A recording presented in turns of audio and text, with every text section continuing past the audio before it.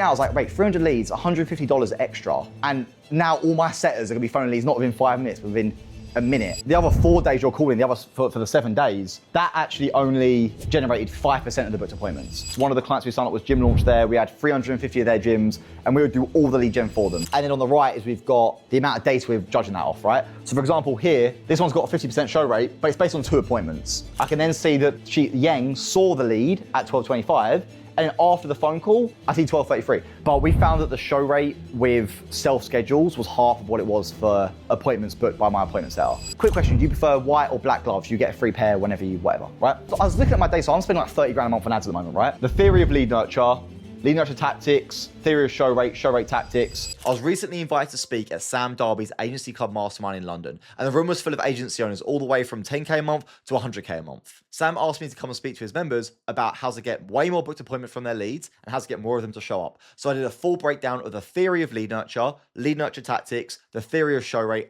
tactics. I also spoke a little bit about how AI callers can combine with human callers to get way more booked appointments and shows for your clients. Everyone at the event said how valuable my talk was. So I thought, why not take this opportunity and get the exact same talk and post it on my YouTube. Usually this kind of content is restricted to Sam's paid group, but you guys get to watch this for free. So enjoy. The first thing is there is no perfect sequence, messaging, nurture, whatever it is for every situation. So many people join my group, ask me questions on whatever, and they say to me, Aaron, for my niche, can you help me build out this thing? And the problem is I don't know your niche. You know your niche, well, you should know your niche better than anyone else, right? So again, it's one of them simple things, but just use your brain, swap your shoes with your prospects. When you're going through your nurturing process, when you're going through your anti-no-show stuff, whatever it is, just think about, if I was a lead, what would I think about this? So if you're sending super spammy texts that are obviously automated because some random guy on YouTube told you to send this exact text, well, for your particular niche, that might not be suitable, right? So just keep that in mind the whole way through. Everyone's already heard this a million times, but speed to lead is absolutely king. It is with Gym Launch, we saw 95% of our bookings came through that speed to lead call, and like the other 5% was kind of just like trickled in throughout the next 7 days. And so if you're taking even 10 minutes, 5 minutes to call your leads, it needs to be faster. Quick kind of like run through of the typical timeline here. Your prospect sees an ad, right? That ad triggers an emotional response in them for them to actually act and put their information in, right? Once they see that initial ad, how the analogy I use is like you're putting a spell on them, right? It's like you've triggered this deep pain inside of them. Remember, this is more for like Facebook ads as well. I'm not doing like Google ads. Google ads is much higher intent, so you're way more likely to get people engaged and keep with you the whole time. When it comes to Facebook ads, you're literally interrupting their day. They're just scrolling through their newsfeed. You pop up, and then they're like, oh yeah, that my back pain hurts, or my teeth are bad, or whatever it is. And then you've captured them, they've got their information. As soon as that happens, the motivation starts to drop, right? Like that pain starts to disappear. And so if you even take 30 minutes, it's too late. It's way too long. So make sure that you phone them as soon as you can. You can capture that initial pain, and they're way more likely to book and all that kind of stuff. The M on the left is motivation, and then the T here at the bottom is the time it takes. So the motivation is the pain that I was just talking about, that spell that I'm talking about. So when the lead first opts in, their motivation is super high, right? The ad has triggered that response, whatever it is, the stimuli. And this, by the way, this works for like cold email as well. This works for every funnel. It's not just ads, but I'm using ads as an example because I've got more experience with that. So it leads ops in here. This kind of gold distance here, the distance here is why people don't book the appointment, right? So their motivation's here, and then you're calling them after that initial stimuli, they've now dropped whatever it is, 60 seconds, 5 minutes, whatever else. Their motivation starts to drop. If you try and phone them 30 minutes later, even if they know it's you calling, they're now like, oh, I'm busy doing this thing. Because their motivation is just exponentially reduced. So this is the bit here where people keep fucking up. Sorry, I shouldn't swear, but people keep screwing up over and over, and you just need to get this way higher so you can keep getting them, and obviously get them to actually convert into leads and appointments, that kind of stuff. By the way, these documents will, yeah, go for it. No, just a quick question. So with the speed to lead time, how do you handle it if they're inquiring at like midnight, for example? So I have a 24-hour team, and we phone them within like 5 minutes, 60 seconds, whatever it is. Like I have a 24/7 team. So even if you opt into one of my ads at middle of the night, the way I do that is for a lot of people that isn't economically suitable, because paying someone to sit there with maybe 1 or 2 leads coming in, it doesn't make sense. The kind of hack that I did for that with my own call center is I hired the same people, but I told them, you can watch Netflix, you can play video games, you can do whatever you want. You've got a Slack channel here. Every single time a new lead's created, that's gonna pop into the Slack channel. And so as soon as that happens, whatever you're doing, you have to stop, right? But you can watch Netflix, blah, blah, blah. And because of that, I can now pay them $1.50 an hour. Rather than paying $5 an hour, paying $1.50. And so that becomes way more suitable for me. That's what actually I did in the original stage of Team Follow-Up, which is my white label call center. I had a bunch of different agents working I call it the watch shift. And essentially I paid them $1.50 an hour. And they were just sitting there, they have to have 2 monitors. They can be sitting there on Netflix watching, and as soon as that Slack notification comes in, they have to jump on it straight away. And that's what worked really well for me. But if you haven't got that, and some niche, again, use your brain, right? Some niches, if you phone them in the middle of the night, they're gonna get super pissed off and they're gonna be really upset with you and they're not gonna like it. My thoughts on that is, yes, you may piss people off, but if your booking rate improves, who cares? That's kind of it. And by the way, with all this stuff, I should put a legal disclaimer. Like, there's lots of laws in different states, different countries, different jurisdictions. I'm not telling you what you should or shouldn't do. This is purely for fun. Just so everyone's aware, okay? I'm not getting in trouble. Because there's things like double dialing leads. That's actually against the law in some places. But we'll get to that in a second. You got a question? I'm relatively new to everything. Yep. But the way that I'm working at the moment is, obviously the lead fills out the form. If I'm not able to call them, I'm going to have the chatbot to basically follow up with them. Yep. And say, well, I can call them. Okay. Would you say that's a good idea? Or? Yeah, it's better than nothing. Yeah. Good idea is obviously up to people's different opinions, but call them if you can. You should be calling them. But if you're a one-man band, which you said you were sub 10K, right? So you're probably calling the lead yourself right now. And if it's middle of the night, obviously you can't be calling them. So the team are out of hours right now. You can even say as well, like, look, it's the middle of the night. We don't want to call you right now because we think it'd be really rude to do that. Let me call you in the morning. So you can kind of play it that way to make people feel like, oh, they're doing it on purpose, you know, rather than that you just can't do it. Cool. People aren't stupid and don't want to be sold. So who here knows, I mentioned Charlie Morgan a second ago, right? If anyone's been through Charlie Morgan's funnel, VSL, that kind of stuff, you'll see that a lot of his content, he's extremely open. So for example, in the VSL, when I first watched his VSL his opening line was, hey guys, this is a VSL. I'm trying to get you to book an appointment. Like, that's literally what we're all here for. Everything in this is trying to convince you to book an appointment so I can sell you later down the line. And he's very transparent about that. And when you're way more transparent with people, and you're not trying to like trick them into buying something or trick them into signing up or booking an appointment, whatever, you find that it's just a way more responsive and warm engagement with that lead.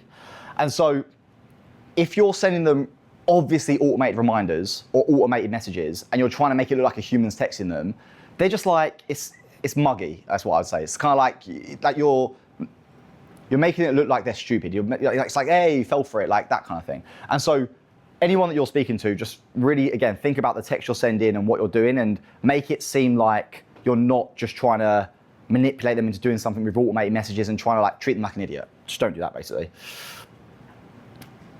Care about the lead. This kind of follows on to the last one. One really good mindset for this is, imagine your mum went through your funnel. Because everyone's mum's very skeptical and they're always like, don't want to do certain things and they don't really get things and whatever it is, right? So if the lead's your mum, if your mum received this text message, what would she do? If your mum did this, you know, she went through this one, she had this call with this person, well, how would she react? Obviously, if your mum's not your target audience, then it's a bit different. But the point I'm trying to make here is like, you should really, and this works for sales as well, by the way. Whenever you're on sales calls with people, if your mum came to you with a med spa, let's say your mum owned a med spa and you were a med spa agency, and you sat down with her and she was talking to you about her numbers and she was showing you what's going on, you would genuinely sit there and be like, you would try your absolute best to give her the most amazing advice. You really want to consult her. And if your service isn't suitable for her, there's no way you sign her up. But so many guys will still try and sign up med spas that aren't suitable for their service because they want the money. And that's why their sales rates, their close rates are way lower than they should be because they don't actually care about the lead, they just care about making money. So with all this stuff, again, just like think about the lead itself and really care about their actual situation. And this also really feeds through like on the actual call itself. If you're speaking to a lead, you're phoning them up, right? If your script is like, hey, blah, blah, blah, talk to them a little bit about whatever, build a bit of rapport, and you're like, yeah, let's put you in for an appointment, you're not caring about the lead there. You want to be really engaging them, asking them questions. Okay, how long's your back been hurting for? And when they say to you, oh yeah, it's been 5 years, can't play with my kids in the park anymore, I really want to be more active with them. Oh man, I'm really, that's sucks. Actually like really try to embrace the conversation, actually care for them. You're gonna get way more booked appointments. And this also leads to show-up rate as well. The booked appointment is so closely related to the show-up rate in the sense of the call itself. People will like incentivize their appointment setters on, get as many appointments as you can, and the people are just on the phone, and everyone will book an appointment just to be polite, but then will they actually show up to the appointment? They're only gonna show if they really feel cared for by that appointment setter, so that's something you really gotta push through to your team as well. How much nurture is too much nurture? So with Gym Launch, we had this issue with, our show rate was like 40% and we had to get to 50%. It's no deposits, it was just show up. And that's not across all of that, it's just some of the clients we were struggling with. And so we were looking at it and we were going, right, okay, well, obviously we're not sending enough reminders. Obviously they don't know enough about the appointment. We need to send them more and more and more. And the show rate actually dropped. The more we sent them, the lower the show rate become. And our theory for that is because if you are sending really invaluable pieces of information and you're just sending automated reminders and just kind of just stuff that doesn't make sense, they start to bucket you in that spam folder. So even though you might be getting through to them, they might be opening the messages, they're gonna see that and go, oh, it's that guy again. And they're not even gonna read the message, they're just gonna scroll past it. Where if you actually sent them only 2 or 3 messages that are really impactful, you're way more likely for them to actually read the message and engage back to you and then continue the process, and obviously you're gonna get more appointments, more show-ups. When it comes to timing, again, use your brain with this. If you're targeting mums, for example, busy mums or whatever it is, don't call them at 8:30 in the morning. Don't call them at 3 p.m. because they're probably picking up their kids from school, right? Don't call them at 7 p.m. when they're probably putting their kids to bed at night, right? But if you're talking busy professionals, 7 p.m. is probably the ideal time, or early in the morning, 8:30 is probably our ideal time. This doesn't interfere with speed to lead, by the way. Speed to lead is universal. Always, like, I don't care if you're targeting mums and a lead comes in at 3 p.m., like, still call them, because the thing about the speed to lead is that they're on their phone. They've just submitted their information. So if their phone's in their hand, it means they're not busy, so phone them. I'm talking more about after the fact. So after they've came through and you're doing your power dialer or whatever you're doing, work out the timings of when you should be phoning them and even stagger them as well. So for example, don't just do like 3 p.m. on Mondays and 7 p.m. on Mondays and then do that throughout the whole week. Maybe do 2 p.m. on Mondays, do 6 p.m. on Fridays, and just like mix and match it, because you'll catch people at different times and you have more likely to get through to them as well. Aaron? Yep. Do you call the leads during Sunday? Yep. 24 hours every day. The only days we're not doing this year is Christmas. I did like kind of, I'm not having an argument with my team, but I was like, why can't we call them Christmas? They're like, well, they want to have a day off. And I'm like, and then I think in the Philippines, Christmas Eve is even bigger than Christmas. So I said to the team, I was like, look, don't worry about Christmas Eve either. But yeah, apart from that, like like Thanksgiving we called, I don't care about any holiday. Otherwise, if there are certain holidays you don't call for, all of a sudden there's so many holidays in all these different places, and it's just like, no, just phone them. Worst case, they get pissed off at you, but then you're still going to have a higher booking rate, so. I have another question. You know, you said about speed to lead. Yep. Is there like any data on speed to getting them on the initial call?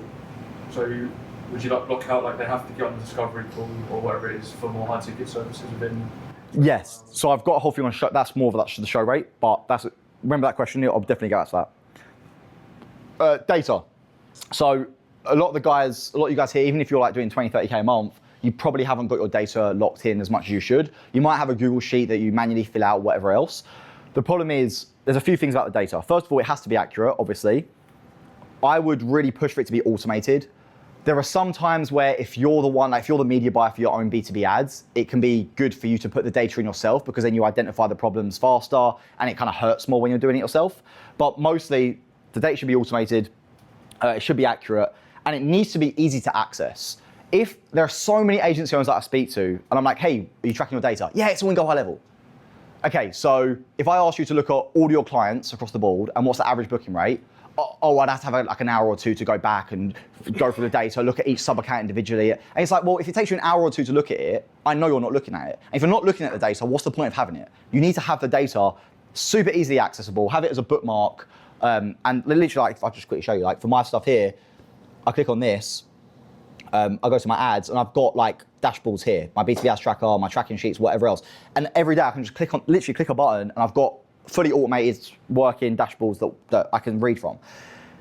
And so if you haven't got that, you're not using it. And if you're not using it, you're just making decisions based off nothing, and then there's no point in doing it. Email SMS cadence. So I'll go for this in a second. I've got another thing for this. But essentially, like I said earlier, people don't want to speak to humans. Sorry, people do want to speak to humans. They don't want to talk to an automated SMS. Obviously, things like CloseBot is even better than what I could write, so that's really great. And engage these in conversations. Don't just always be like, hey, you ready to book an appointment? Hey, you ready to book an appointment? Go back to their pain and actually talk to them about their pain and really engage in conversation first. And the other thing as well is don't overcook it. Like I said earlier, if you start sending them way too much nurture, they just start blocking your number, and they don't read what you're sending them because it's just spam.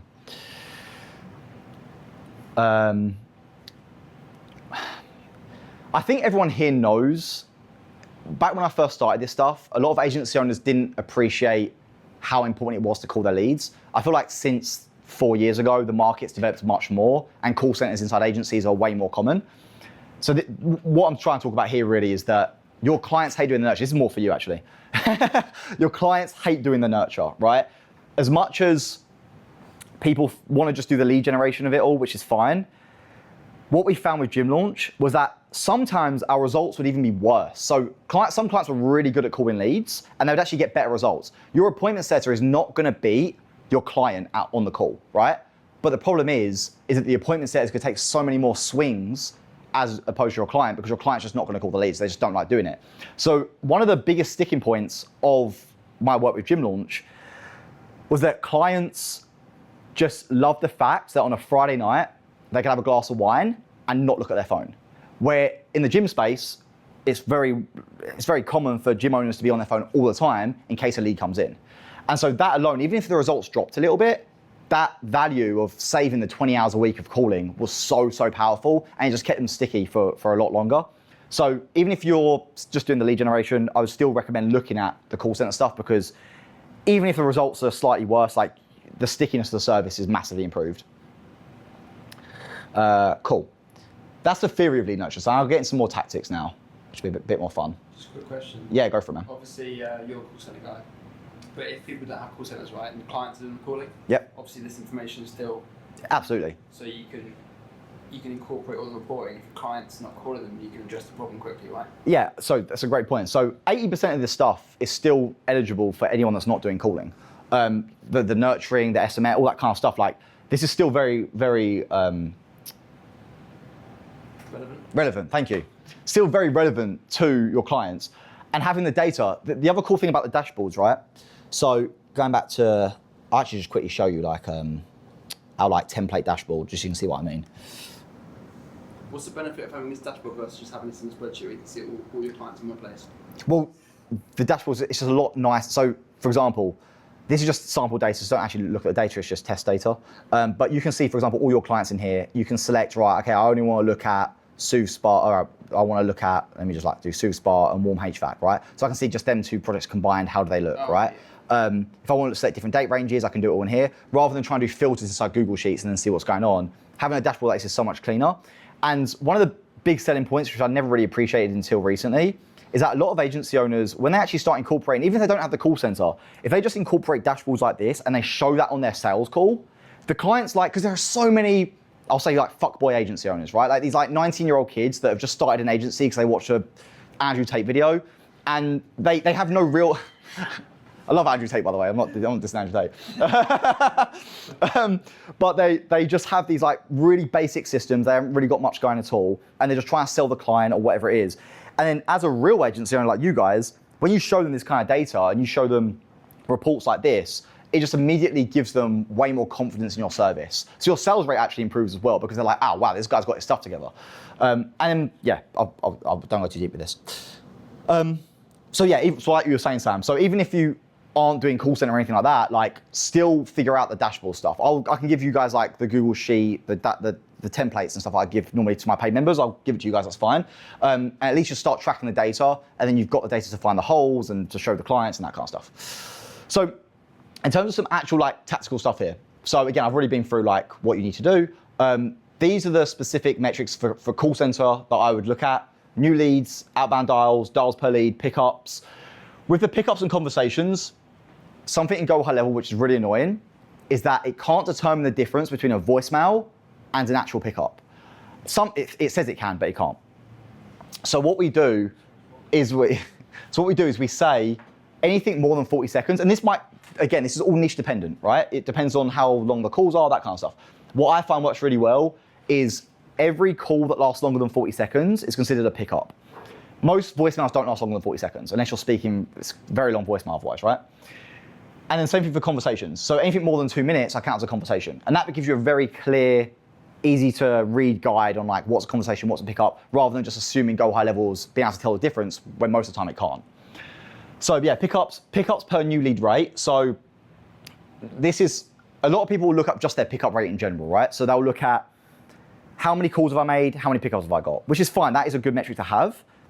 But if you've got a dead lead in your CRM and you've phoned that lead 15 times, that's gonna really start screwing your metrics. So I like to look at pickups versus new leads. If I know I've got 100 new leads and I got 80 pickups, then that gives me an 80% pickup rate for the new leads, and it doesn't count all the people that just are dead in my CRM. Obviously, conversation, new leads rate, appointments booked. I'm not talking about shows, but obviously shows is really important as well. If you have to track it manually for now, do that. You don't have to have it all automated, but I'd recommend it. In terms of call scripting, so what a lot of people will do, a lot of agency owners, when they get appointment setters, they'll have this 8-page Google Doc, and they have like every objection written inside of it. And it's just so hard to read because the appointment setter have to like scroll up and down and find the FAQs and then find, it's just a really messy situation. What I find works really well is just like a flow sheet like this. So you'd have like call lead at the top, the opening line, what do they say? Yes, no. If they say this, do this. If they say that, do that. I have all the FAQs and the information about the client here. And that way then it's very simple for them just to literally follow the flow diagram and they know what to say next. Obviously there's a bunch of training. You can't just give this to like a monkey and they're gonna do a really great job. You still got to teach them on how to say things and that kind of stuff and do a lot of role play with them. But as a starting point, this is way better than some massive Google Doc. Initial SMS confirmations.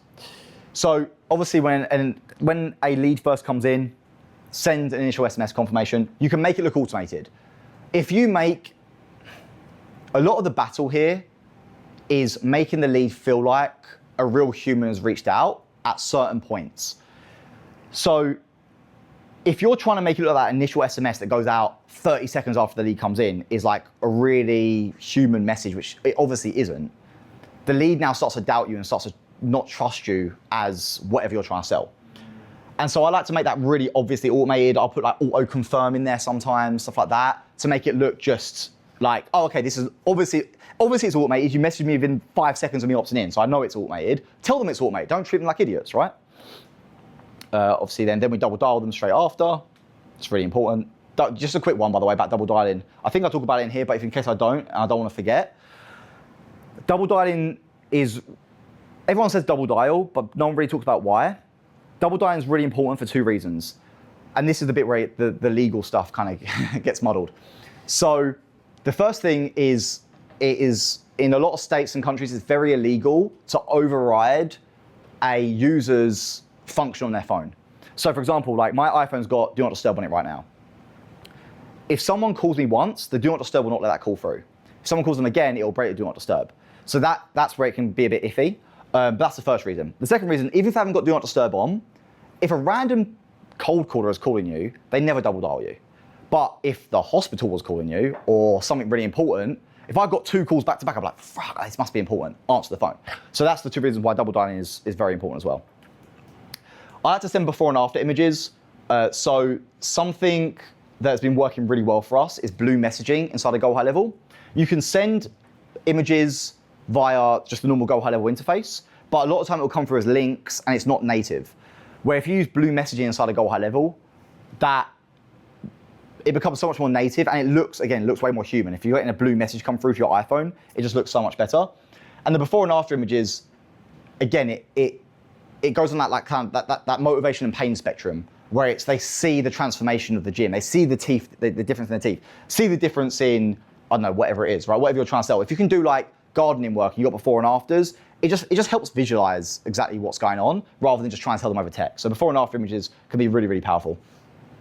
If you are sending text directly in Go High Level, send your media and your links, your media and links separately to the actual text itself.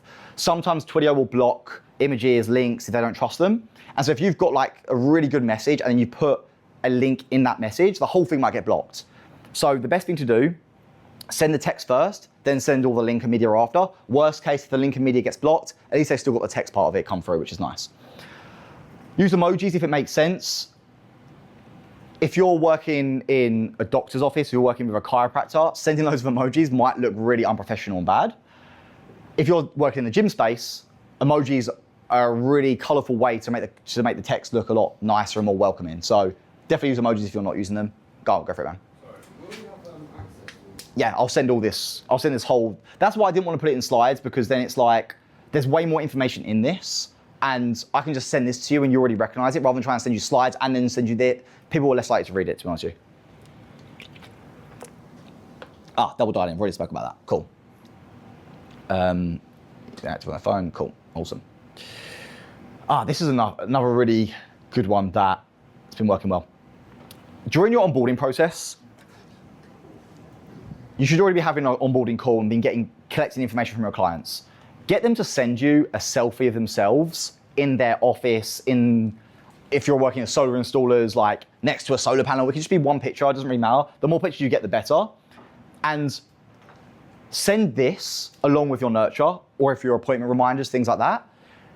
People want to speak to people, and humans trust each other, right? We want to be able to trust each other. And so if I've just got random text from you, I've seen you online, don't know who you are, it's not very convincing. If I see a picture of a doctor or a dentist, and he's in like the dentist's office, like in his gown thing, whatever you want to call it, and he's got a dentist chair behind him, he's like taking a selfie, it's just so much more warming. It's just like, this guy's actually a real doctor it's not some random scam that I'm signing up to, right? So send as many selfies, that kind of stuff. We even go, I'm kind of touching on the show rate stuff now, but like even things like taking a picture of the outside of the building, right?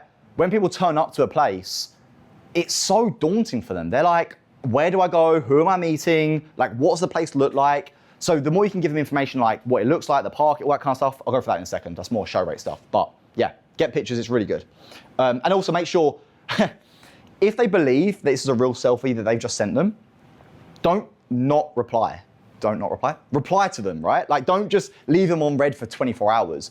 That's why Closebot works really well, because you want to have that instant response with them, because it's even worse. If they think a real person's reached out to them and then you just haven't replied, it's even worse than the automated messages. The other thing is sending multiple SMSs at once. So if me and one of you guys were texting, I wouldn't send you some paragraph. Like if we're friends, I'm gonna be like, I'll send a message, send, write a message, send, write a message, send. And so, again, if you want to make it look like a human, if you overuse this and they can tell it's automated, you fall into that treating them like an idiot bracket, which you don't want to fall into. So you've got to be very sparing of a lot of this stuff. But breaking it down like, hey James, Jacob here from ABC Roofing. What kind of issues are you having right now? Water getting in, draft problem. Like break it up, obviously it's a bit overkill, but break up the messages a little bit. Seems like a friend's actually texting them.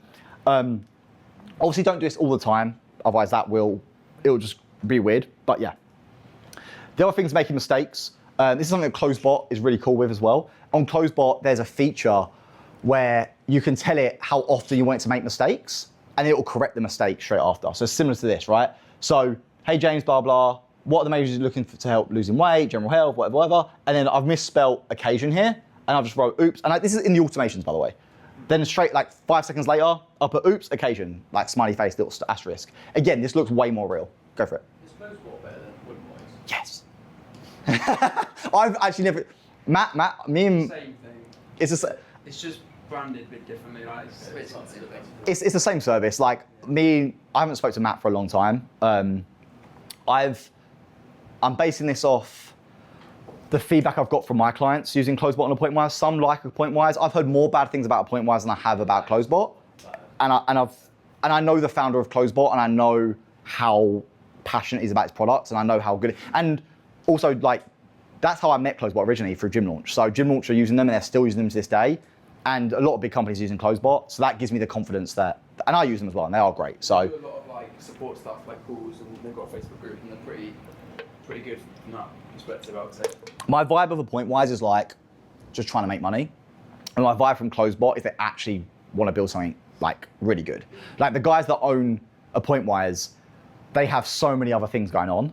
Like I think it's Jordan Platten and Matt, and I don't know who else owns it, but they all have these agency groups, and they've got this other thing they're starting, and they're investing in. But the guy that owns Closebot, Bryce, he just does that. Like he's got a great team, so I just trust them.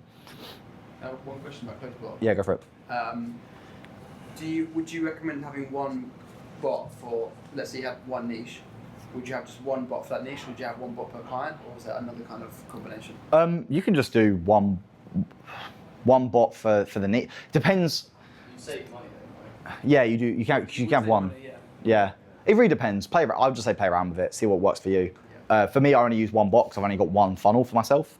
But if you've got multiple offers, then you'd have to have different bots, but you can get involved, yeah. One question there too. Yes, please, man. So I built my own close bot in NN, but I run into issues because, like, when the client, the prospect asks questions, like the AI goes off, right? So I just want to understand, like, in which circumstances you use close bot was human or human, because for me, I feel like the AI works really good on very positive responses, where it's just like booking the call right away and appointment schedule. But then when there's questions, I'm not sure. Don't know. To take a step back from that, I would ask you, why did you try and build your own version on N8N? Because I used to have a software agency. How long did it take you to build? 2 weeks. Because I building this for clients. Okay. Clients, so I built one for me. I Okay. tried to replicate whatever CloseBot does. And I know CloseBot, you have the objectives, the goals, right? But It's like the analogy I'd use is like, rather than buying a car from a car manufacturer, you try and build your own car because you're a mechanic. And it's like, yeah, I get it, but if you just go to the manufacturer, you got the warranty, it's all they're done for you. It's the only thing they do. Where you're trying to, like, I can't really answer that question because if you use CloseBot, that wouldn't happen, right? Like, CloseBot handles the response, for me anyway, it handles very well. You use manual people. Not for texting, not for texting. Not for texting? Absolutely not. I don't have anything. I only use, for me, I use the Go High Level Calendar, integrates direct into CloseBot. I don't have any humans texting any of my leads. Also, the CloseBot integrates super seamlessly into GHL, so Yeah. all the tagging, the custom fields values just knows everything about the lead. Yeah, obviously CloseBot is better than mine, but Yeah. if you don't use humans now, you answer my question. So Yeah, okay, there you go. For calling, I still use humans are important for calling. Go on. Do you track your appointment booking rate with CloseBot and the SMS sequence? I have a specific calendar for CloseBot, which I can see all the CloseBot appointments that come in. I don't track the conversion rate from leads to CloseBot because a lot of the time CloseBot doesn't get a chance because my human team phone them and book them in. So if I was to look at this like, oh, I've got 100 leads, only 2 come from CloseBot, or 2 appointments come from CloseBot, I'd be like, well, that makes CloseBot look bad, but it's not. It's because my human team have stepped in way faster, you know? With that, how do you have your automation set up so that your human team and CloseBot are not communicating at the same time and confusing? Yeah, good question. So I have it, so when a lead first comes in, the notification goes to my team to phone them up. We phone them up. If we don't get through to them, we have the automated text messages that go out, right?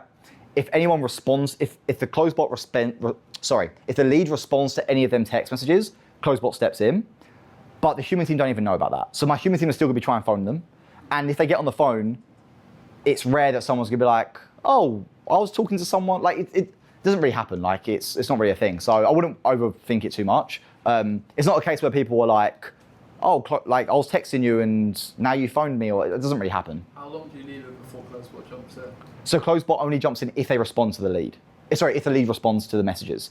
Okay. So I've got my Go High Level workflow, and I've got like wait 12 hours, wait 24 hours, whatever it is. Only if someone responds to that, does CloseBot kick in. Okay. Make sense? Yeah, thanks. A lot of people with their scripts, they will start their opening line will be, hey, my name's blah, blah, I'm calling from this chiropractic company. And they just talk for like 5 to 10 seconds about absolutely nothing. Your leads don't know the name of the company. They saw some ad, they saw some doctor in whatever it is, right? Some guy on a roof installing solar panels. That's all they remember. They don't know that it's called ABC Solar. They don't remember that. So you telling them, hey, I'm calling from this company. They're like, they actually think you're a cold caller, because that's what cold callers do. Hey, my name's blah, blah, I'm calling from this company. Like, no one cares. You want to just jump straight into what it is. So I usually like to do is like, hey, is that James? Hey, yes, yeah, yeah, who's calling? It's like, yeah, you literally just opted into our ad about solving this problem. Oh, do you remember that? No, I'm not on Facebook. You know, you get that. You get them guys, I didn't submit anything. And it's like, and then the thing I usually go to next is, yeah, you know, you would have seen an ad, it would have been a picture of, so try and give your appointment setters the information about the ad as well if you can. Yeah, you would have seen a guy, you literally like 5 seconds ago, you put this information in, you said this, you would have seen a picture of a truck doing this, and then try to remind them a little bit. But the point I'm trying to make here is just don't spend the first 5 seconds of you opening with them talking about absolutely nothing, because they're just gonna hang up on you. So just make sure you get to the point as soon as you can. Make automatic messages obvious. I've already touched upon that. If you are doing the human stuff, so you've got the automated messages and then you're trying to make it look like a human's reaching out, but it's not really a human, it's still an automation, don't set your workflows to send in the middle of the night, right? Make sure you're sending the messages actually within office hours when it makes sense for a human to be actually messaging them. And the other thing as well is don't send it on the hour, right? If you bang on 9 a.m. the next day, you're texting them, it just, again, it looks like an automation. Send it at 9:06, send it at 10:04. Like, it just makes it look way more real that someone's actually reached out to them. Do you follow that up with the initial automated one? Because I tried it before where I sent this is clearly automated. Then 23 minutes later, I'll be like, hey, Kai here. Yeah, perfect. Yeah, that's good. Yeah, but as long as you're doing that within office hours, don't send that at 3 in the morning, right? Because again, it defeats, and people just lose trust, and it's a massive turn off. This is something that I learned from Chris Voss. Anyone knows Chris Voss, the FBI negotiator guy. At the end of everything, we just say to them, hey, blah, blah, last time I'm reaching out, I'm assuming you've given up on whatever their pain they're trying to solve, whatever it is, right? Because people, especially in the gym niche, if you're saying to someone, hey, I'm assuming you've given up on trying to lose 25 pounds. Well, no one's given up on trying to lose weight. Everyone's trying to lose weight. So they not normally, but it's like a Hail Mary. You'll get some responses of people being like, no, I haven't given up, just been really busy, reach out to me next week. Okay, cool. And then you just get back in the conversation, and then you can try and convert them. iMessage is really powerful, already spoke about that. We use a company called Link. I'll chuck my affiliate link if you don't mind. But yeah, it's really good. Link's been incredible. It basically allows you to integrate directly into Go High Level, sends all the blue messaging, it just images, GIFs, videos, even voice notes. That's a really cool thing as well. In our automation, actually in Go High Level, I can quickly, actually I don't want to spend time doing that. Basically in Go High Level in the automations, I have a text go out, and I've got a pre-recorded voice note, which is like, hey man, I don't say man, because it could be women. So I say, hey, Aaron here, saw that you opted into my funnel, but didn't get a chance to book a call yet. Call center mastery does blah, blah, blah, blah, blah, blah. Really hope you can book a call soon, just let me know.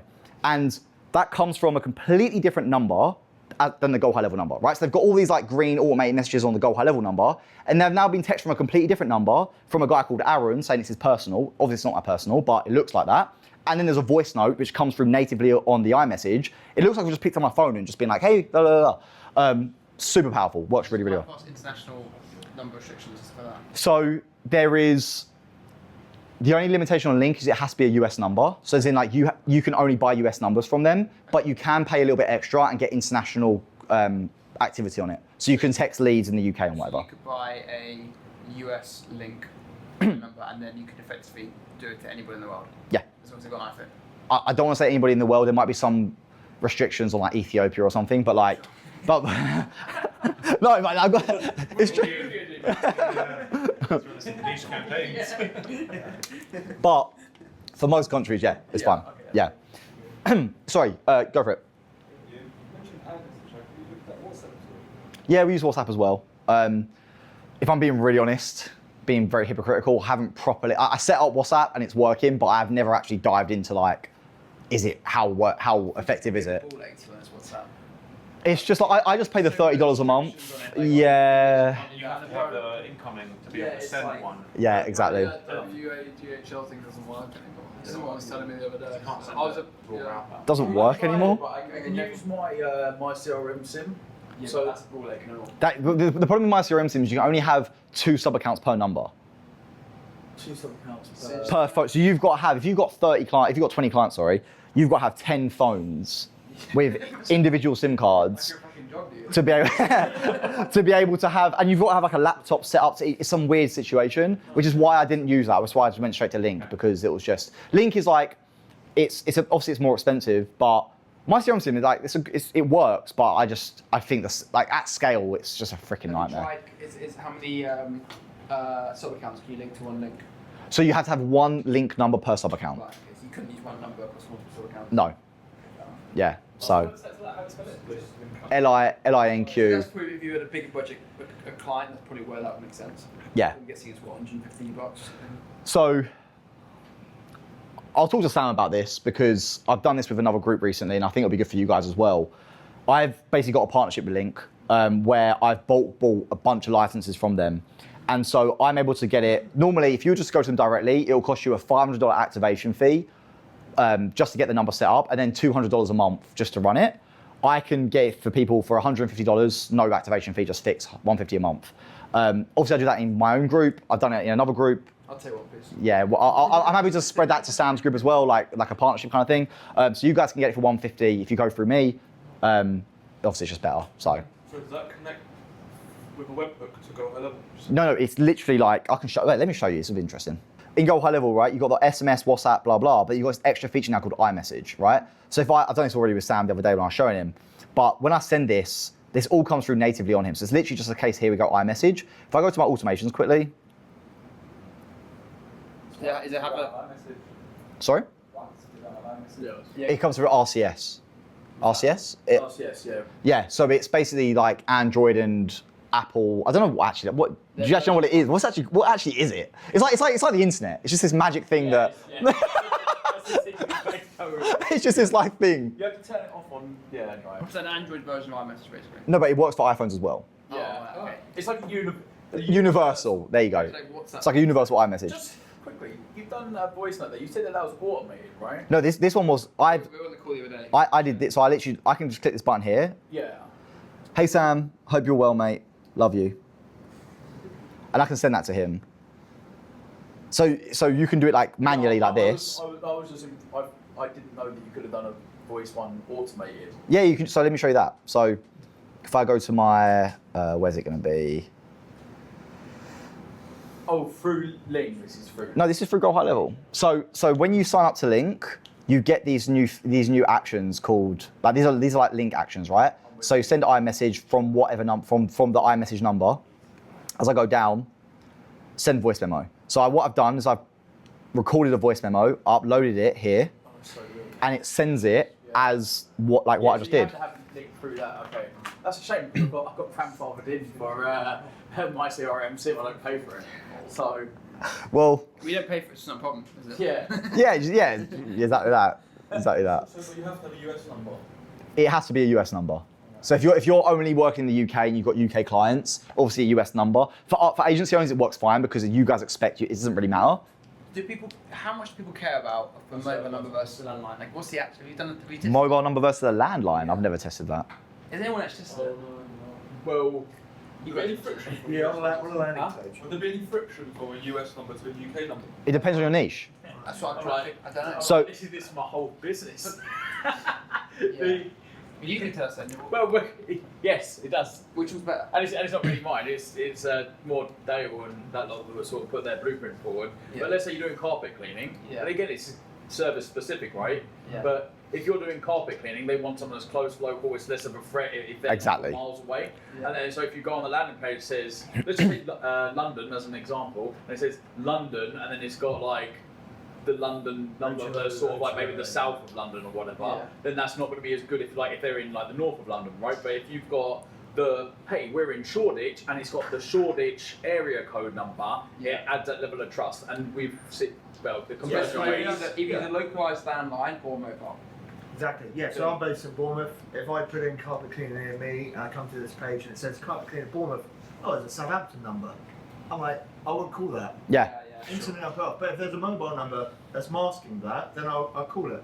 Yeah. So if you go one step further, that even comes down to like the landing pages, right? So if I'm looking for a plumber and I click on a website and it's this beautiful landing page, I'm not gonna put my information in because I know for a fact that it's some big corporation that's subcontracting stuff and maybe it's a bias. You're right. The same thing for the phone numbers, right? Like if I get called from my 0800 number when I've just put my information in for a local cleaning company, I'm probably like, are they actually local? Or are they just 0800 number? Like that's some big corp. And I'm like, oh, what margin are they putting on this? I could get it for cheaper. Like, do you know what I mean? Stuff like that.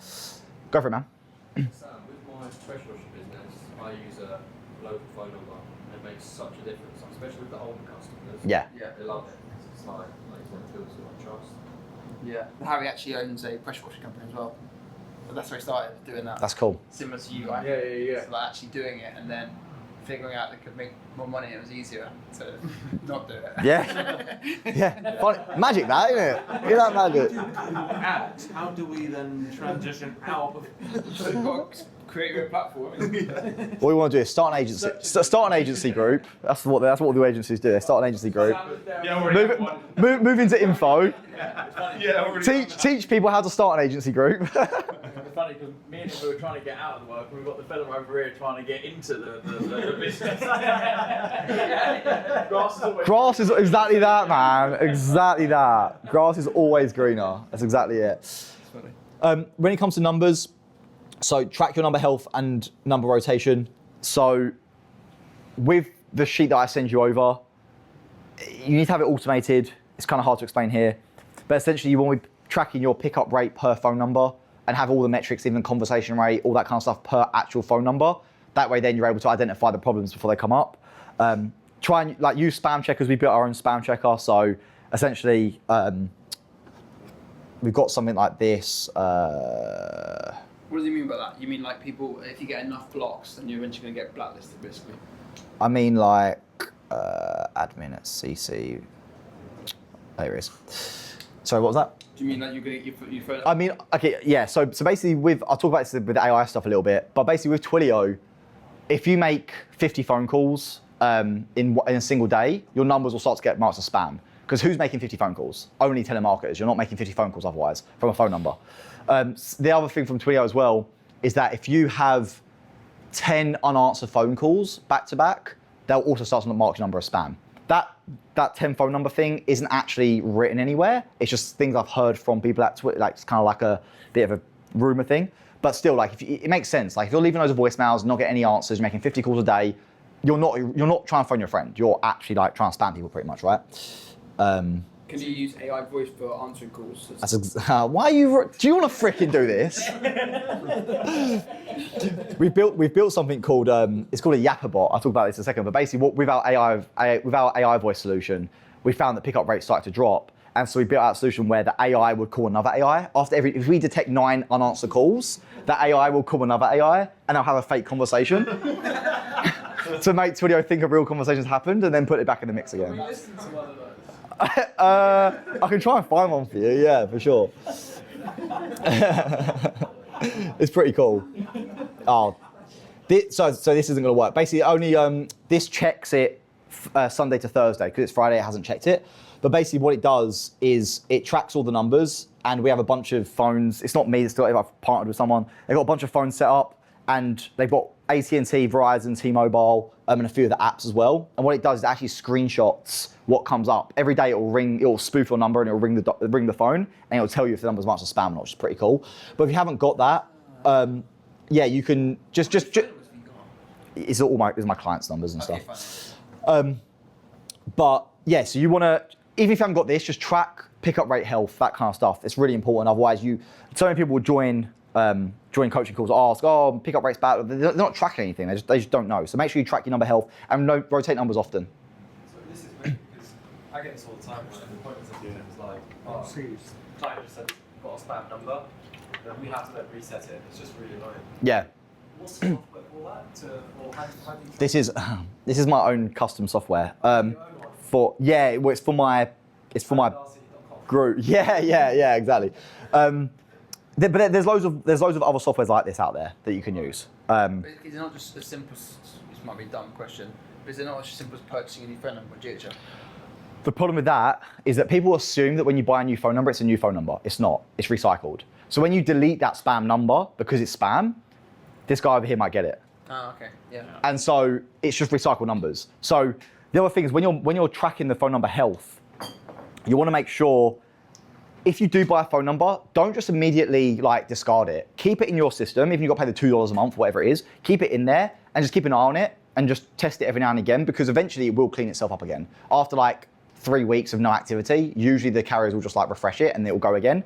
If you just delete it, it will be this constant cycle. There are other softwares. I don't really use them, so I don't recommend any, but there are other softwares as well where you can actually check a phone number before you buy it, and it will give you like it's not a super hard check, but it will give you like a rough idea if it's being marked as spam or not. Verify caller ID. So in Go High Level, this stops spam likely as well. Some of you guys might already know this. There's a way to actually have your client's phone number in Go High Level. So even when you make phone calls from a completely different number, it makes it look like the client's number you set up is actually ringing them. So going back to like the local presence thing, if you're working with a med spa in London and they've got a 020 whatever it is number, you can actually make it look like you're calling from that exact number. And that means that all the trust that's associated with that number, because they've been in business for the last 15 years, gets carried through. Like the call name feature or something. Do people know how to do that, by the way? Or is it worth me actually giving a quick... Go for it. What do they call back that number? Does it get dialed? So great question. It does go back to the clinic, and it's kind of stupid. Like sometimes clients will complain. They'll be like, "Oh, we're getting all these phone calls coming in." It's like you're literally paying me for people to come to your med spa, whatever it is. You've got these warm leads who are phoning your office. Like just deal with them, right? Like that's what I say to people anyway. So the way you set this up is go to settings, go to your phone numbers. And then over here, you've got this add verified caller ID option. You click that, you type in the phone number, whichever phone number it is that you want to basically have in your account. Go High Level will automatically phone that person's phone number. A code will, obviously I can't do it live, but a number will appear on your screen. It's like a confirmation code. So do this on the onboarding call with your clients basically. You do it on live on Zoom with them. It'll ring them. Go High Level will say, what is your confirmation code? You tell them the code, they type it in, and it will go, great, you've now connected your number, blah, blah, blah. Then what you do is you go to your normal Go High Level number, edit configuration, and then you can do this one here. Use your verified number as caller ID, and you can select the number that you want to have as the number that's being spoofed. Does that make sense? Yeah. Yeah? So that's good, do that. If your phone number is spam and you're doing this, does it just come up with the new phone number? Yep, exactly. It thinks the telephone providers think it's the... Exactly. And at the same time, isn't there a risk of the client's phone number coming up as spam? If you go... I'm assuming that this phone number has 10 years of good standing. And also what you've got to remember is that your client's still making real phone calls from that number and they're receiving real phone calls from that number. So as a whole, you might only be doing 20% of their call volume or 50% of their call, but the other 50% is still looking good. And so, do you get what I'm saying? Also, you can make have a conversation with AI as well. Yeah, you can do that. That's a good point. I didn't think of that. You can do that. Yeah, exactly. Do you Exactly. need to do that because it's like ranking is good because they're having real calls? That's what I'm saying. Yeah. So that I've never done that because I don't think you really need to do that. Yeah. But if you start seeing that number being marked as spam, then yeah. So you'd say, but generally as default, that's what you do on a new account. If I was working with local businesses, Yeah. I would 100% do that. What do you call that again? It's called verified caller ID. Okay. Set the office number as the caller ID. Yeah. Yeah. I used to do that back in the day. Okay. Yeah. Transfer to the client every inbound call. How do you track the appointments? So all the inbound calls, I can't. Because that's the other downside to this is that you can't. If you're using the verified caller ID, you aren't able to track the inbound calls coming in because it's completely circumvents the Go High Level system. Because Could be better for a lot of businesses though. oh, If they've got someone man on the phone. there are some times where it's like you might lose part of the data you're getting, but you're getting such a better response and stuff. Like it's exactly. If you just worry only about tracking, then you're going to kind of screw yourself up. So going into a bit more about show rate now. Is anyone running, by the way, like B2B ads for their agency or anything? Yeah, cool, awesome. All this stuff, by the way, I'm talking about. Obviously, I'm pushing on the fact it's about B2C for your own clients, but all this stuff will be work for B2B as well. Like, don't just assume this is B2C. So I'll put I explained this a little bit earlier, right? When it comes to, this is more about show rate now, right? Someone books the appointment in, their motivation's super high. The longer that time goes, and everyone already knows this, right? Book appointments in as soon as you can. That's like the number one thing. If you start trying to book people in 2 weeks later or anything, you get in this horrible cycle of the people that are booked in 2 weeks later don't turn up to their appointments because it was so far out, and you can't book people in sooner because the people that booked the 2 weeks out are taking up the slots that are sooner. Does that make sense? So just don't, let people do that, because the motivation time, it becomes really, really, really messy. A lot of people think it's more like B2B. Especially for like cold calling and stuff, people think a free consultation or a free appointment, or whatever, it's not free. It costs a lot of money. Well, not money. It costs a lot of other resources. It's the time of someone actually attending the appointment. It is the potential of being sold to, being in an uncomfortable situation. These are all factors that people don't appreciate when they have like free consultations. So you want to make sure that you really build a lot of trust with them to the point where they actually, even if they feel like they're going to get sold to, or they've got to even go to the appointment, whatever it is, put the time in, like it's still worth it for them. We used to do, back in the day, before I did home services, we did, we don't call them mental bars in the UK, right? It's like beauty clinics, yeah. We used to do, every clinic would have a, and the only reason we stopped was the COVID, right? But we used to have like an ethical bribe. So on the, this is like back when the landing page, most people were using funnels. And on the confirmation page, we'd have a scheduler, and we'd be like, if you self-schedule your consultation, you'll get a free, like, I don't know, £30, £40, like, SPF facial cream, whatever, and you get like 78% schedules. I love that. Yeah, I'll talk about ethical bribes again, Sam. It's all right though. It's your mastermind. You do you, mate. Ethical bribes are really powerful. One thing, just what you mentioned about self-schedules, we found that our sharp rate for gym launch, I always quote gym launch because we have so much data on them, it makes sense. But we found that the show rate with self-schedules was half of what it was for appointments booked by my appointment setter. Because a self-schedule is it always comes down to that, all this show rate stuff, it comes down to, again, like people meeting people, right? If me and Sam decided to meet somewhere, right, for lunch one day, what's the chance of me showing up? Very, very high. And then beyond that, if I didn't show up, I'd at least text him saying, hey man, I can't show up. The reason why is because I have a friendship with Sam. Like it's so perfect word for it. Thank you. Social contract, right? And there's also repercussions to that, right? If you don't achieve them, that social contract, they don't believe in any of that. They don't care. If they think you're just a robot, if they think you're this massive corporation that doesn't care about them, why would they care about you? So things like, that's kind of a side note, but this all leads into the same thing. When it comes to trust and comfortability, so where you're running ads for your clients, they see an ad online, they click it, they get these random text messages which are really poorly written. You don't tell them any information. They don't know who they're meeting. Quick live example. So I actually signed up to a gym recently. It was like a MMA thing gym. And it was 2 years ago, actually, I signed up to it. And I found them online, just phoned up the guy. He was like, yeah. The first thing was, I turned up for a free session. He went, I phoned him up. He was like, that free session's not on anymore. I was like, well, he's updated your website, but fine, all right, whatever. Anyway, came back another day. He went, yeah, just come in. When you're there, just come in. I'm like, okay. And I'm quite a confident guy, so it didn't bother me too much, but I still felt really nervous. There's this plate, it's like a warehouse. There's no signage on the front of it. Just there's no windows on the outside of it. It's just like a fire exit door. And I'm standing there and I'm like, I think this is the place, literally, right? So I open the door, and then again, it's not very well put together. There's like a bit of glass, and I can see people training on the other side of the glass. And so I'm like, what do I like?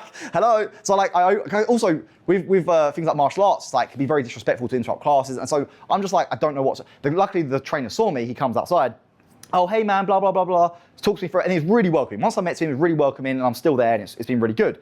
But for a lot of people, they have no idea who they're meeting. They have no idea what the place looks like. They don't know anything about it. And so you want to make sure it's as comfortable for them as possible. So another thing on top of that, the text message you're sending, you want to give the person's name. So I like to give instructions. So it'd be something like, hey, so your appointment's at this time. My name's Jamie. Come ask for me at reception. Literally, there's this big red door. Walk through that. Come through to here. And it's just like so clearly laid out, even to the point where my appointment setters on the calls would be like, how would you plan to get to the gym, by the way? How do you plan to get there? It's like, probably car. It's like, okay, yeah, so if you're driving, if you're coming from this area, drive down this road, give like local landmarks, things like that. If someone's getting the bus, obviously it can get a bit too crazy. The appointment setters might get confused, so don't overkill it.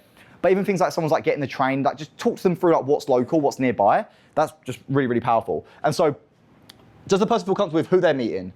Where are they meeting, right? Have you given them parking information? Have you given them, again, the picture of the place? Like, give them as much information as possible, and just also building rapport, right? On the call itself, build as much rapport as you can, and then have the selfie messages being sent out. Again, Closebot can build that rapport as well for you.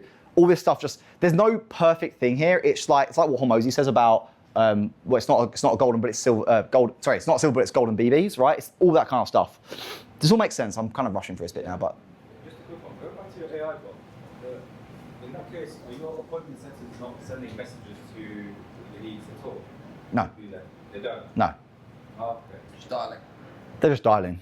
They're just dialing. They used to text before. When I first started, they used to do all the texting. In a case like where, for example, just during the call, they'll be like, you just sent me a message about all the pricing details or like where you guys are at or anything like that. What happens in those cases? So we have in CloseBot, you have all the FAQs and stuff. So you can feed all that into CloseBot and it can answer it. And if it asks for if it asks for pricing, depends if you want to give it to them or not. Yeah. But yeah, it depends on what you want to do. But CloseBot can do all that. You can give it all the information and whatever else. Oh, sorry, go on. It would just add to actually what you were talking. You were saying about using the N8N in CloseBot, it now has smart FAQs. So if it doesn't know the answer to a question, it will highlight that to you and say, I didn't know the answer to this question, so you can update that information so that it then continues to have that information moving forward. Yeah. Your N8N sucks. Yeah. Just say it doesn't know. I don't know how it would deal with that in that particular instance. I'm sure it would be however it's prompted, right? But The other thing you do with CloseBot as well is that if there's something, if it gets an answer it's not sure about, like what you said, it can do that. But you can also have it so it just adds a tag. So if you want to have the human beings there just to make sure that things are working, just have it as like CloseBot stopped or something as a tag. And when that tag goes off, it goes into another Slack channel, which then tells the setter, hey, this lead text, CloseBot stopped for whatever reason. And then the human can take over. Because for some people are using not Go High Level as their calendar. They might be using something else which doesn't integrate to CloseBot. And so at that point, what you want is CloseBot to do all the pre-qualifying. And then when the appointment's ready to be booked, that's when you hand it over to the setter who can actually go in and book the appointment for them. Stuff like that. Data, make sure you're making decisions off of real data. Don't just, like so many people, I've had 10 appointments, only 3 showed. It's like, that's not enough data. Like, collect information before you start making decisions. By the way, I'm not perfect. I fall for this stuff all the time. I was doing a split test recently on my landing page, and after about, I think it was like 20 or 30 clicks on both of the landing pages, one was clearly one was clearly outperforming the other. And I was like, oh, this one's not working. And I nearly turned it off. But luckily I spoke to someone, he was like, leave it for a little bit longer. And ultimately that landing page was still a little bit worse, but it picked up afterwards. So it's just like, you need to collect as much data as you can and then actually review it and make decisions off that. Okay, calendar availability. This is the biggest indicator of show rate. It is crazy how many people, how many clients, especially if you're on like niches like med spa or whatever, they think they're these like boss business owners and they only got to do appointments on Tuesdays and Thursdays. It's like, if you are trying to push someone into an appointment which isn't that suitable for them, they aren't going to show up to it. And it leads back to that pain graph again, right? When someone's on the phone with you, they're super engaged, you phone them up, they saw the ad, they're like, yeah, I'm finally going to lose weight, I'm finally going to do this thing I want to do. And then at that time, you tell them, hey, we've only got Tuesday at 4 p.m. available, is that good for you? And they're like, oh, 4 p.m. I'm at work on Tuesday, I'll ask my boss if I can take the lunch break at different, and I'll leave, like, yeah, I can do it, that's fine, let's do it, let's book the appointment. They book the appointment, 3 days later, Tuesday rolls around. Now their motivation is massively dropped because the time's been 3 days. And so all of a sudden they've forgotten to ask their boss to take their lunch break. It's way more awkward for them to attend the appointment now because they've got to move things around. And so they just end up no showing. Where if you put them in for Tuesday at 7 p.m. when they're literally just gonna be sitting on the sofa doing nothing, when Tuesday rolls around, I might even have a different graph on this. No, I haven't. Oh, I have. Yeah, I have. Here we go. So the appointment's booked here. The activation for a show to occur is here. But then if you're doing like 3 days out, it's down here. So you need to make sure that the activation point for them to show is like all the way down here for it to be successful. So how do you move that activation point down? You move it by making it so easy for them. Imagine if, this is why show rate for things like home improvement is usually higher than like a dentist, because the home improvements come into their house. They literally walk into their place, it's so easy for them to attend, providing it's within a good time as well. Whereas if it's a dentist office, they've got to travel 10 miles or whatever it is, it's way harder. So by removing the obstacles to attend the appointment, you lower your activation point. And so even if the motivation drops down, they'll still attend the appointment. Obviously you can keep this motivation up by doing the stuff I was saying, selfies, lead nurture, all that, like having all the, going back to their pain, all that kind of stuff. You want to try and inflate this to be as high as you can, But even if it doesn't, do both things and just remove the obstacles to attend the appointment. Making sense? Yeah? Cool. And this is kind of just talking the same thing, like the barrier to entry. The barrier to entry for each slot is dependent on each person. Maybe Mondays, this is the barrier to entry. This is obviously the time of the week. Maybe Mondays are really bad for some people, but really great on Wednesdays and Tuesdays, where other people will be complete opposite. So just have as much availability as you can. It's just way easier for people to attend the appointment, way more likely to attend. Notice time on appointments. Just book them in as fast as you can. Someone asked about this earlier. Yeah, what was your question about this? Also, just like, do you like try and cut off my calendar 5 days in advance? Like, is that too far in advance? I would do 3 days. Because I'm talking obviously for our agency. Yeah, I would try and do 3 days. I have mine open for 3 days.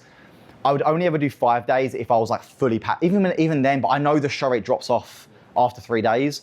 And that's when you start getting into that cycle, right? You do 5 days, then last 2 days, no one's really gonna show. But then when you're on the day before the last 2 days, all of a sudden they can't book in anymore because you're filled. And then you can even do things, like I've got a whole other thing on this, like there's something called Ghost Calendar. Does anyone know what a Ghost Calendar is? Anyone heard of that? Yeah. Someone said, yeah, a few people. So basically what you can do is you can set it up. So you have, so for example, my sales guy's called Ryan Kemp. I have Ryan Kemp at CC Mastery, that's his like main email. And I've created another email called Ryan K at CC Mastery. And they're kept as 2 completely separate users in Goal High Level, 2 completely separate Google Calendars. They're all completely separate. But then what he can do, if he sees an appointment comes up and they haven't responded to anything, their phone number isn't working, you know, all the indicators of a no-show, he can open up the calendar to allow for that ghost calendar slot. So basically his normal calendar is just set like normal, but his ghost calendar has these 1 hour slots for the entire day, all 24 hours. And so all he's got to do is go in, delete one of the events from the calendar for that same slot, and now he can double book himself essentially. So if he sees someone that is going to be a no-show, he'll open up the ghost calendar, and that way then, if someone, at least he hasn't lost the slot. So that's the one way you can handle the 3 to 5 days, because you can still book people in. Also, say from a B2B context, like agency looking for professional service firms to become a client. 3 days, and then they book in, is 24 hour, 12 hour before, 15 minutes before, like. Yeah, so this is good. I'll talk about this in a second, but I'll talk about it now. We do initial confirmations. We then do 24 hours before, text and email, that kind of thing. And then we also send 56 minutes before the appointment. We send a text which is like, hey, Ryan here. Send that as a text. Are you still good for our call in about an hour? And we get so many responses from that because it looks like he's actually like checking his calendar and just reaching out to people. Again, people respond to humans. So that works really well.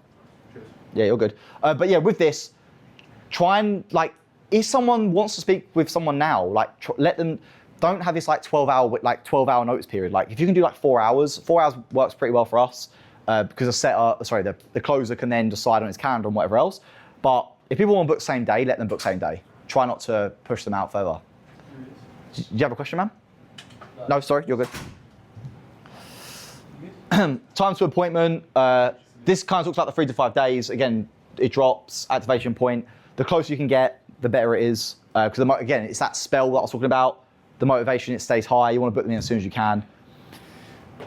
The setting calls, I've already touched upon this. Build trust, bring the pain, and they need to be convinced that you can actually help them. If you're setting calls, especially if it's like a Filipino, and they're just following a script, and it's clearly a script, they're not building any rapport, already going into the pain, it just doesn't work. The person just loses, they will still book the appointment because they're being polite, but they won't show up to it because there's no real pain or trust or anything there. So make sure the setting calls are good. Reciprocity and accountability. So this is similar to what you're saying about the ethical bribe. So something that worked really well for one of the gym launch clients, they were a boxing studio. They'd had a picture of the lady running the class with a pair of white gloves and a pair of black gloves. And 12 hours, I think it was 24 hours before, sorry, we sent them a picture, this like kind of selfie picture with like her with the gloves, and be like, hey, get ready for our class tomorrow, super excited to see you. Quick question, do you prefer white or black gloves? You get a free pair whenever you, whatever, right? And if someone responds like, yeah, I'll have the white one, it's that social contract again, right? It's like they feel like, oh, well, this person's actually done something for me, they put something aside for me. I feel like a real arsehole not showing up now. So you want to try and incorporate reciprocity, accountability. If you're doing like online, if you're like a SEO agency, right? you don't have to be giving them something physically. It can be, hey, we're just getting this report ready for you. Do you prefer for me to look at this part or this part instead? And obviously on the actual sales call itself, you've got to have something prepared. But if someone feels like you've done work for them previously, they can be way more likely to actually show up and be way more engaged as well. And so when would you send that to say? The day before? Yeah, day before. Again, depends on your niche. But yeah, day before is pretty good. This is a big one for the home improvement guys. Anyone that's working with clients that are on the road, vans, whatever it is. So many people just assume everyone knows Zoom and they try and get them on Zoom meetings. We had a client when we first started Team Follow-Up where they had an 80% no-show rate, so 20% sharp rate. And the reason why is because they were sending Zoom links. They were trying to call them a little bit as well, but mostly they're just saying, hey, we're gonna speak on Zoom, here's the link, blah, blah, blah. And the person's like on the road, they're driving around, they're like, oh, they try to attend this appointment, they click on the Zoom link, it asks them, do you want to download this app? And they're just like, what, logging in through your account. They're just like, what the hell is this crap? Where if you just say to them, hey, we're gonna, tell them where the meeting's gonna be. Hey, we're gonna phone this number at this time. Please make sure you answer any unknown calls at this time, right? Tell them that over and over. Make sure they remind them it's gonna be an actual phone call. Her show rate went from 20% to 80% just by actually phoning them up. Because they're on the, and then from there, a lot of people say to me, yeah, but I've got to show them slide decks, I've got to do this. The thing about that is, you don't have to do the entire phone call. Even if you just have a 5-minute conversation with them, build a little bit of trust with them, build a bit of rapport, and then you say to them, hey, are you in your office, by the way? Like, no, I'm in my van. They won't go shop to the Zoom anyway, right? So at least you've saved something there. And then he says, okay, great, well, we need to do this on Zoom, blah, blah, blah. And then you can literally, if they're in their office, just talk them through how to get on Zoom. So many people just don't know how to get on Zoom. So my closers, like if they phone someone up, they'll go to the point of like, they don't just say, hey, I've sent you the Zoom link, join now. They'll literally stay on the phone with them, be like, hey, I've sent you the link, have you got that?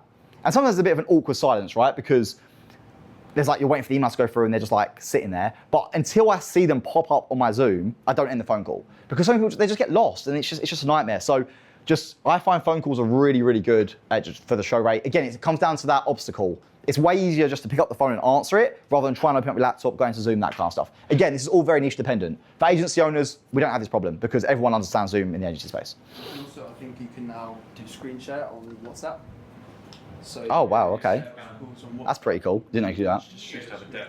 You can do it live. Yeah, yeah. I used to have a portrait deck. That's right, yeah. So that I would phone them. That's actually really cool. Share my Yeah, WhatsApp. I didn't know you could do that. That's great. Okay, cool. So, sorry, but how are we for time? We've got about 10-15 minutes. Okay. All right, we're nearly through it. Lead no-show process. This is for you and your clients.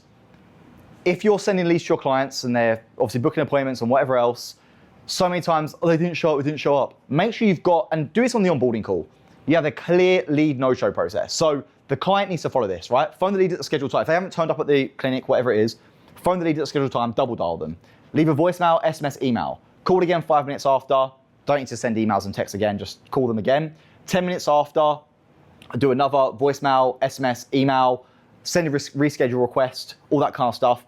Just by you sitting there in the gym and just waiting for them to turn up, because they could be lost. There could be loads of things going on. And if you just phone them up, they could get them into the gym and you could work with them. So make sure you've got like a clear no-show process. It'll be really hard to get clients to do this every time, but just do your best to sell them on why this is so important. Your ads targeting, oh, we had this thing that was so frustrating. With gym launch, my team was constantly in this kind of fight with their media buying team. The media buying team's KPI was all about cost per lead. How do we reduce cost per lead? Our one was all about booking rate and show rate. And so every time the cost per lead started to rise, their media buying team just expanded the radius of the gym. And it's like, dude, like, no one's going to travel 20 miles to go to the gym. Like, of course no one's showing up. What are you doing? And so just keep that in mind. Don't just like focus on cost per lead all the time. Look at your ads targeting again. Think about, use your brain, like I said at the very beginning, and really try to make sense of it all and how it makes sense for your leads. Show rate heat map. This is actually something really, I'll quickly show you this. Before we do that, because my partner owns a gym, and so initially when she opened it, we were advertising like kind of it was easier then, because when you open something new, people get excited. But we actually went on the tube map, and I went and looked at all of the like communal links, and so I figured out that people go via this area to get to Central when you're travelling. So you could actually go out into, for example, like Wimbledon, a place like that, because they're going every day to work. Right. And so you could advertise those pockets, and they would actually. It's pretty cool. Even though they're further away, it still works. Yeah, that's cool. So we have a show rate heat map. So you can, this is for my own B2B, but you can do this for your own for your clients as well. So basically what we're doing here is we have it all in Eastern time, and we have every time, 12 a.m. all the way to 11 p.m. And we track what the show rate is for each of them slots. So for example, if you're doing your B2B ads and you see that one of your closers is like, I want to take this time off every day to go to the gym. If you have a data like this, you can see what the worst show rates are, right? So what we've got here is on the left, we've got the percentage, we've got the show rate of that slot. And then on the right is we've got the amount of data we're judging that off, right? So for example, here, this one's got a 50% show rate, but it's based on 2 appointments. So it's not that great, right? It doesn't give you a lot of data. This one here, for example, we've got 22 appointments, we've got 77% show rate. So if my sales team say to me, hey man, I'm gonna start taking 12 p.m. off on Mondays, I'm like, no, you're fucking not. Like, what are you doing? Like, that's like, if you want to take it off, like take one of the other ones off, right? Like this one's here, 45% with 20 booked appointments. So if I'm looking at my meetings, my sales huddles, whatever it is, I can now look at this and be like, right, okay, what days are the best for me to do my huddles? This has got 44% with 18 booked appointments. It's not tons of data, don't get me wrong. We haven't got my cost per appointment is like $300, so we haven't got tons and tons of appointments. But here I can start seeing this and I can start understanding where should my sales team take time off. And this isn't just for B2B, this is for your clients as well. The key thing is you've got to keep the same time zone, not the same time zone, sorry. You've got to have the same time for all your clients. Even if you've got a client in Pacific and a client in Eastern, 3 p.m. in Pacific is still 3 p.m. in Eastern, if that makes sense, for that local demographic, right? 3 p.m. is 3 p.m. regardless of where you are. So with that, if you've got all this data on and if you've got 30 clients and they've all got these appointments coming in, you can then literally have a heat map like this, which shows every appointment you've ever got for all of your clients and what the show rate for each of them appointments is. Obviously, it depends on loads of nuances within the clients themselves, but as a generic thing to look at, you've got this. So when your client tells you, hey, I want to make sure I don't like to take calls between, I don't know, or what is this, 10 a.m. and 11 a.m. on Thursdays, it's like, well, these are our highest show rates for our clients. So, and if you show them this, they're going to be like, ah, shit. Rather than just telling them, they can actually be like, okay, I see the data, I see what you're saying here, and you can help improve your client's show rate just by having this data. And again, showing this on sales calls can be really powerful as well. If you have something like this on a sales call, the client's like, wow, this guy's got his shit together. Like, no agencies have got this. So if you want me to kind of talk you through how to build this, I can probably do it. Worst case, do it manually. Worst case, just get one of your VAs to go in and manually update. I have it all automated, but you can do it manually as well. Make sure the lead knows what's happening. I've already spoke about this. Like, they need to know where to go, what to do, who they're meeting, all that kind of thing. Are you still good for our call in an hour? That's I was just talking to you about that. The text message, that works really well. Appointment confirmation calls, like 24 hours, it depends how far out they are. If it's within 3 days, I don't really think appointment confirmation calls are that needed. If your calendar is maxed out, or if the lead is on holiday and they can't book a call for 2 weeks, make sure you're doing not necessarily appointment confirmation calls, but we have something called a callback request calendar. So I don't want to book in a real appointment for 2 weeks' time because I know they won't show. So what I'll do is I'll be like, okay, how about I give you another call in 2 weeks' time when you're back and we can have another discussion. Okay, great. I have a whole separate calendar in my Go High level just called callback request calendar, and it alerts my appointment setter to phone the lead back at that time, and then we book the appointment from there, because then you can obviously shorten the gap. Maximize your availability. I won't go too deep into that right now. Loom AI. Loom AI, really, really powerful. I've got a whole YouTube video I can share on this. Basically, my sales guy, he made a 10-minute video. He uses a random name throughout, like, hey, David, and he'll just say David throughout the entire thing. He'll show the entire call center mastery process, how it all works. In fact, you would have got this, Anthony, right? You would have got this from him. But then what he does is, in Loom, you can tell it, hey, I've used the name David. I want you to change his name to be Anthony. I want you to change his name to be James. And then the AI will change the name of what he says. And so then when he sends it, it looks like he's actually gone away. Again, this comes to the reciprocity. It looks like he's made this 10-minute video for this lead. And the guy's like, oh, he's made this whole thing. This is so nice. I'm definitely going to show up now. And the other really cool thing about it is that obviously you're pre-selling them. You're giving them loads of details on like the actual service, whatever it is you're selling. And the other thing is that you can see if they've watched it. Because it's a Loom, it tells you what percentage they've watched. So that's another thing. If we've got a lead booked for 3 days' time, we send them the Loom and they haven't even opened it, they're probably not going to show up. So then we can open the ghost calendar and just make it more and more efficient. Okay, That all makes sense. So, Just to check. yeah. Loom does that? Loom does Or that. is Yeah. that something you add to Loom? No, Loom. There's something called Loom AI. Like there's a thing in Loom that you can do that with. Really, really powerful. I've got a YouTube video on exactly that. So I'll give you my Instagram after. Just DM me if you want stuff, and I'll send it to you. I've got a bit about AI voice, but I know we're running out of time. Quick shows. I want to see that. Well, it's not that amazing. It's just going back to the PowerPoint. It's just some use cases of AI voice. So I'll be as quick as I can with this. AI is not going to replace your callers. Like even long term, it's not going to replace your callers.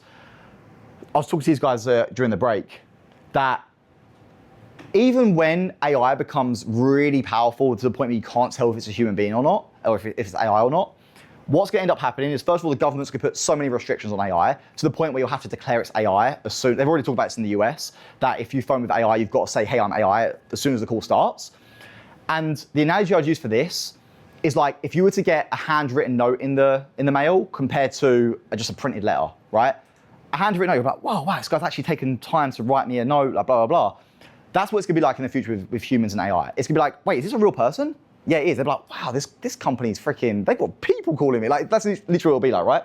And so my opinion is that AI is just gonna be very much as a combination with humans. So things like backup speed to lead. So if your callers are overwhelmed and a call takes longer than 5 minutes a lead takes longer than 5 minutes to phone, then you can have that AI kick in. It can detect if the phone call's made. We've already got this built out, and it will just phone the lead for you. Database reactivation has been very powerful for our beta clients on this. Literally just upload a list of leads, and then bam, it will just book appointments, or outside of office hours like we were talking about earlier. How do we make it sound human? So I'll actually, people can test my AI if you want to. I've got like a website, you can put your number in. First thing is latency. Latency's got really good now. It's actually really, really quick. Obviously, it's got to be quick, otherwise people will know it's not AI. Oh, sorry, there is AI. Background noise, we have like a typing whenever our AI is talking, and so it sounds like the person's taking notes. The other cool thing about this is that sometimes where there is a tiny bit of latency, where there's typing in the background, the person thinks that the AI is just typing the notes rather than just not talking, which is really great. And filler words. Our AI says like even cough sometimes, stuff like that. Just makes it look way more real, and it's all be done with AI now, which is great. Be careful with your prompts. Keep them short and concise. You get something called prompt hallucinations, which is if you just start every little thing you're trying to tell it, it will just start pulling random facts out of nowhere, and it'll make stuff up. It's a mess. Just be with AI voice. You want to make sure that your prompts are as tight as you can make them. Avoiding spam likely. I've already spoke about this. The Yapper bot is the thing with the where it calls itself and makes it seem it's like it's real. No more than 50 calls, 10 calls back to back. The biggest problem with AI right now is that all these AI softwares, they transcribe the call and then the bot reads what was said. So the problem with this is I don't know if that's how you spell cues, I'm not sure, but it misses loads of emotional cues, right? Obviously, with voice, the tonality you use is like 70% compared to like 10% of what it is you actually say, something like that, right? There are a few ones where it's like a combination of both. The problem is if you have it where it just listens to the voice itself, you get loads of background noise and it fucks the whole thing up. So you want to kind of use a combination there. Yeah, this is there. So if people want to, after this, just piss about with it, feel free just type in tfollow.ai and it will take you there. You will get bombarded. Yeah, you will get bombarded. Yeah. Block my number straight after. Yeah, cool. Sorry, that was a bit of a fast one, but yeah. Any other final questions or anything? Just a quick one. I know you said AI bots will replace the AI representing team, but I was wondering from a conversion perspective, how do the AI bots compare to like? Nowhere near as good. Like even the really good AI, it's like it's kind of like, you know how earlier I said about how the clients will always beat your setters on the phone? It's like your setters will always beat the AI. But the AI is able to still, in some cases, outperform the humans because of the fact that they're able to make calls way faster and make calls way more often. And so they're just taking more swings. So the same way like the clients just aren't making enough calls, but your human team are, they'll still beat your clients. The AI will make way more calls than your humans. And so they just get more chances to convert. Therefore, they're gonna get a higher conversion rate. Does that make sense? But actually on the phone itself, the humans will always beat the AI.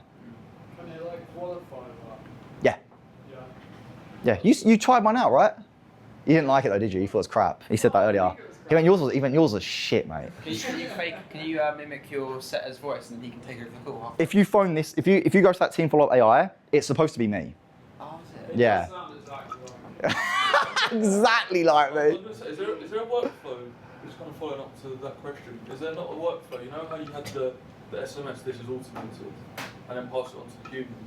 I thought about like, is there some sort of workflow there where you can call up and say this is an AI call, like where you haven't maybe got as capacity, like how you were saying it's just you. You might be able to like, almost make a queue and answer questions. Yeah? Do you mean as in like what's like live transfer it to him? Do you mean? Almost, yeah. You can do that. Yeah. We do that. So we've got like 4 different. So with Team Follow AI, it's still in beta. So we're like trying to work out the best use case for it. The use case we've got at the moment is like obviously database reactivation. We've got it for live transfers, which is really powerful. So basically, what it will do is it will do all the calling. It will do all the qualifying and everything. Then it'll just live transfer it to the human once it's qualified. The other thing is obviously just straight up booking appointments. And there is another one, but I've forgotten it. There's another use case where it's been working really well. But yeah, it can do what you're saying. And what kind of volume do you need, sorry, in terms of leads for it to even make sense to do like the call center stuff?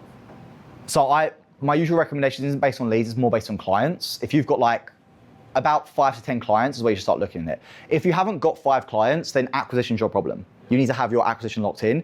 All these dashboards and stuff I showed you, you can build that on your own. Just manually do it to make it look better.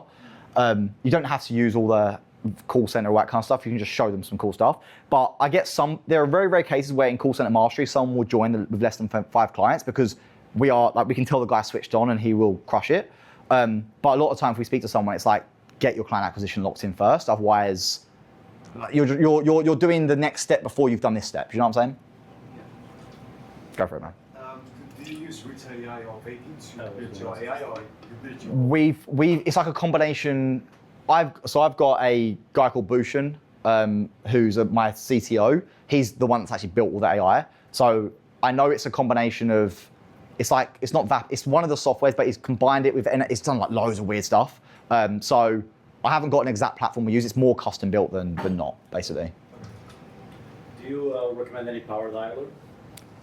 The only one so for most guys here, the Go High Level one's fine. If you've got like 5 to 10 clients, just use the Go High Level dialer. It's literally all built into Go High Level. If you're a bit more advanced than that, Hot Prospector's really good. Hot Prospector's really good. Yeah, I'll plug in my affiliate link again if you don't mind. But Hot Prospector's really good. If you're in CCM, you get it for way cheaper. But it's Hot Prospector's good. So it's super valuable.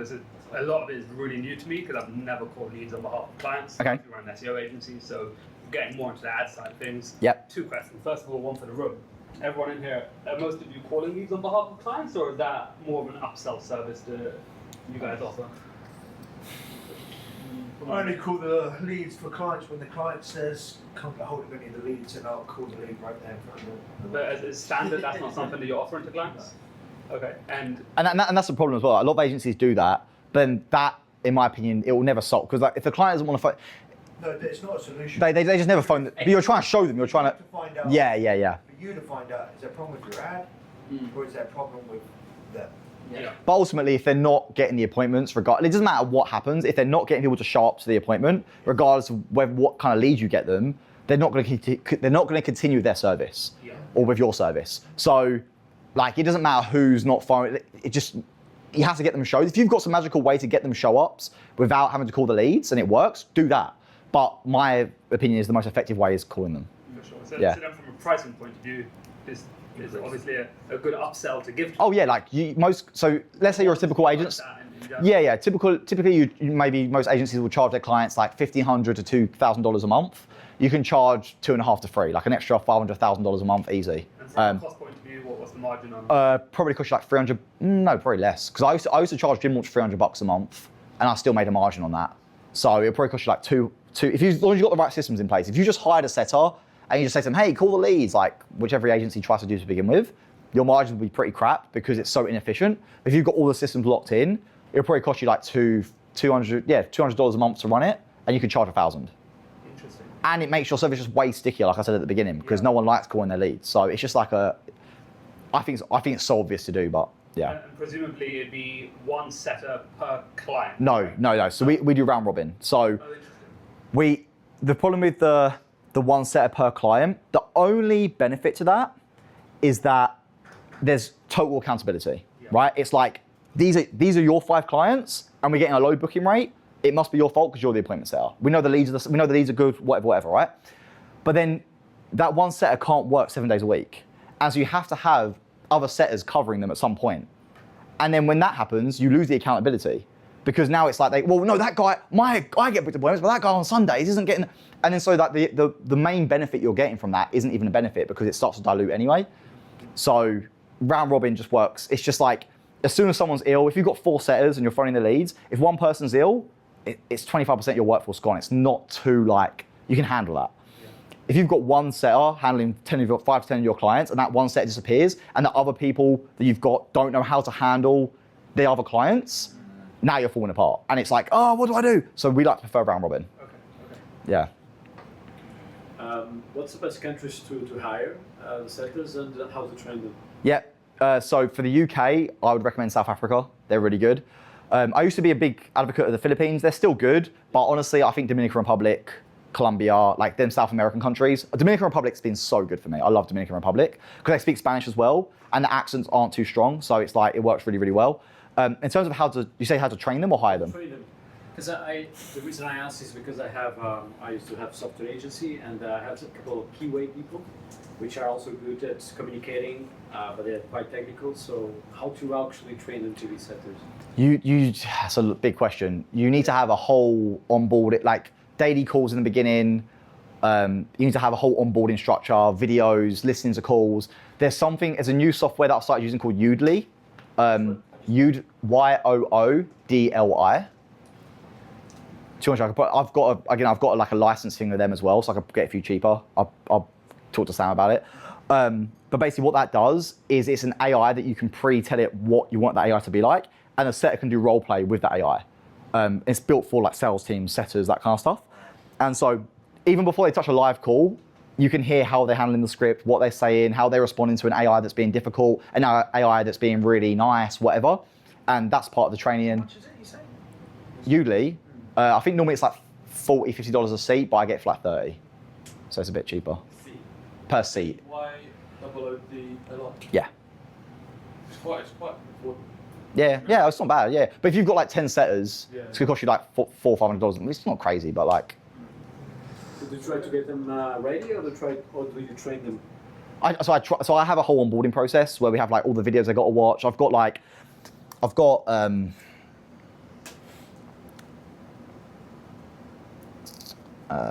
where is it? And the order that annoys me, never post them. Yeah, I know.